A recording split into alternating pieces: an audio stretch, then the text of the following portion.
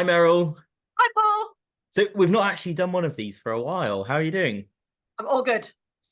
Have you got some time to talk about waste? Absolutely. We have huge problems with the rubbish that consumerism produces.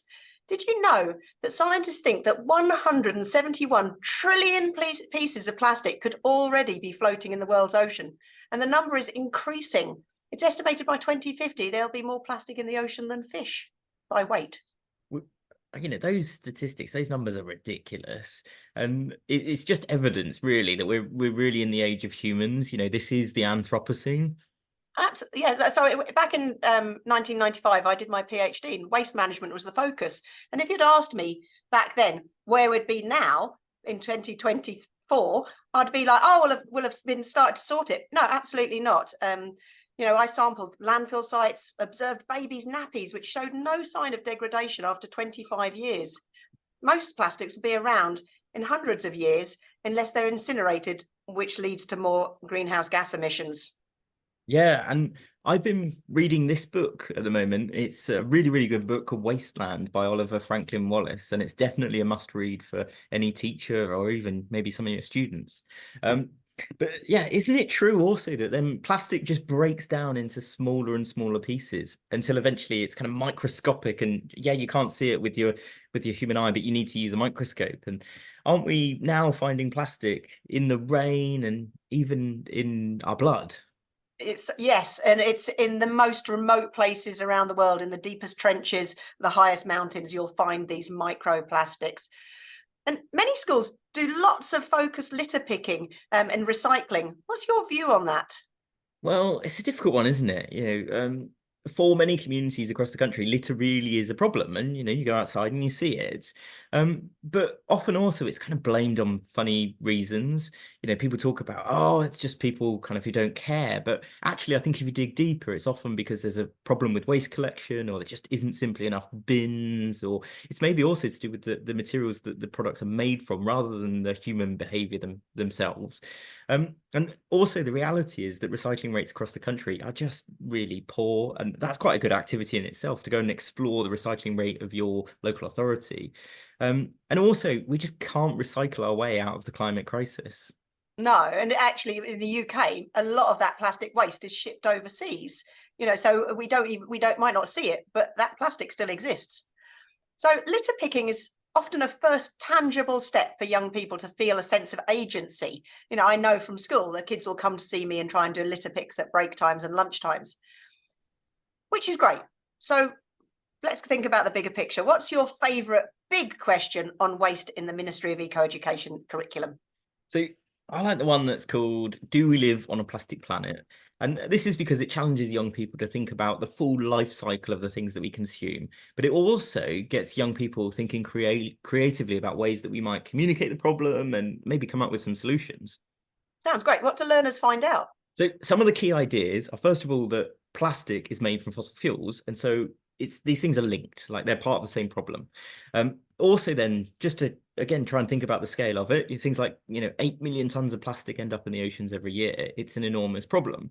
And then also going back to this idea of it being a micro nanoplastics being found everywhere in the air and the water that we drink in our bodies. And so the idea that even though it becomes kind of invisible to us, it's still there.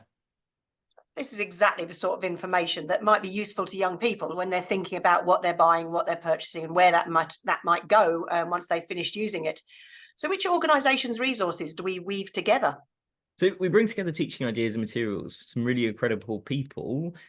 Organizations like Everyday Plastic and their Big Plastic Count.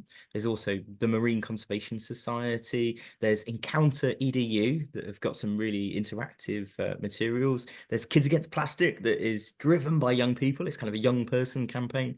There's Fashion Revolution, which is a really innovative global kind of charity exploring where our clothes are from and who made them. And then, of course, there's also some resources from WWF and some of the other kind of more traditional big players.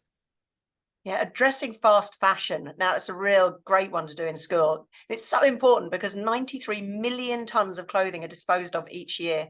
Children definitely want to see this change in the world, but they need support. They need support to envisage a better world and understand that there are alternative ways of doing things and how to take action. Yeah, and that's why the big question includes a lesson on what's the future of plastic.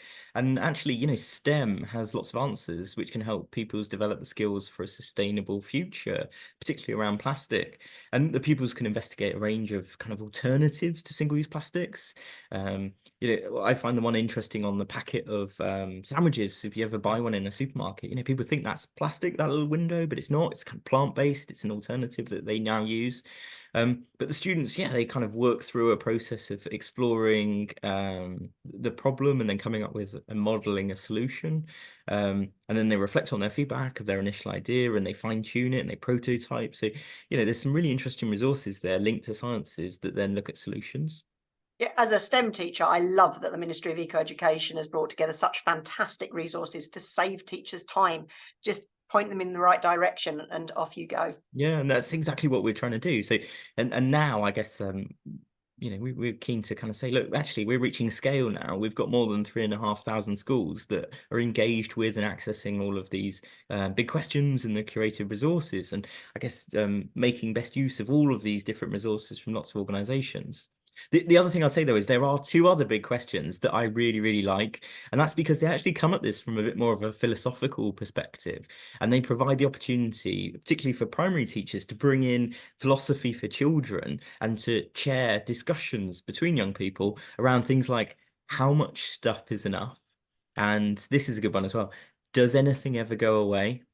That's such a good question to ask. I sometimes think about things that I had as a kid, and it's like, where are they now? They're probably in a landfill site or something. So what do those questions, how much stuff is enough and does anything go away? What do they explore with the pupils? So they look at things like advertising. They look at the potential of things like a repair culture and how we might be able to fix them. Right to repair. They also explore maybe where our rubbish goes, like you say, in terms of landfill and what the reality of a landfill site is like. And they even, for young people, these things, they also look at what happens to our poo. I bet they'd love that lesson. That's so exciting. And what are some of the further learning opportunities or avenues teachers can encourage their pupils to explore? So we suggest all kinds of things, but young people could take part in a river or a beach clean. They could maybe even create a piece of artwork based on plastic pollution that they've collected, or they could do something like create a plastic use diary to record how much they actually consume in a week. Yeah, that's just getting them to count them and look at the different types of plastics. That's part of the problem. Are there any other organisations doing great work in this area? Yeah, so I would highly recommend checking out Plastic Free Schools, and that's an initiative from Surfers Against Sewage, and it's been running for many years. And there's some great resources, and actually a live assembly or a live lesson that they run with that program. There's also then the Big Plastic Count, and it's this March we're challenging all of our schools, all schools across the country, to really participate in that and engage young people in counting how much plastic they consume. That's such a great idea because, if we get thousands of pupils looking at these issues and reducing even a fraction of the amount of plastic, that adds up to a lot of, plastic that's not going to be used or not going to be produced in the future. So plastic clever schools and eco schools also get young people thinking about single-use plastic that we throw away every day. And those big questions really investigate some important and fundamental sustainability concepts. And to be honest, they really aren't covered by the national curriculum at the moment. So, big change can happen, but it might be that we're driving it from the chalk face rather Yeah. than waiting for government. Yeah, so we know that there's so much potential to weave this into our existing curriculum and provide young people with the knowledge, skills, and values that they need for a sustainable future. We've got schools across the country who are doing this, who are using these lessons and finding a way to kind of weave it into and linking it to the national curriculum. So what is it though that are your best takeaways for the theme of waste? Top two. Two things that can really work. One, get pupils to appreciate the benefits of a circular economy where waste is minimised. Local councils have waste officers that can visit schools or run competitions for children, or they might even be able to visit a waste processing plant to actually see what the load of waste looks like and imagine how that scale over the country. And so they could then share their news through an assembly or something. Number two, ensure that we don't think recycling is the best or only answer. Only 20% of plastics actually get recycled worldwide, and waste is 4% of our CO2 emissions globally. So the more the bigger impact we have on reducing waste, the better for the long-term sustainability of our planet. Yeah, so there are so many solutions that we can get young people thinking about and acting on, both in the school, but also their local community. And of course, it's far better to develop an understanding of our place in the world and to have that sense of agency just as early as possible. Yep, absolutely. In terms of sustainability, we must reduce the amount of non-biodegradable plastic being produced. And one way to stop that is stop buying plastic. So companies end up reducing their production. Yeah, exactly. That is the power of consumer choices, which I think most of us have. I know there's some barriers to that, but we definitely have that Yeah, choice. absolutely.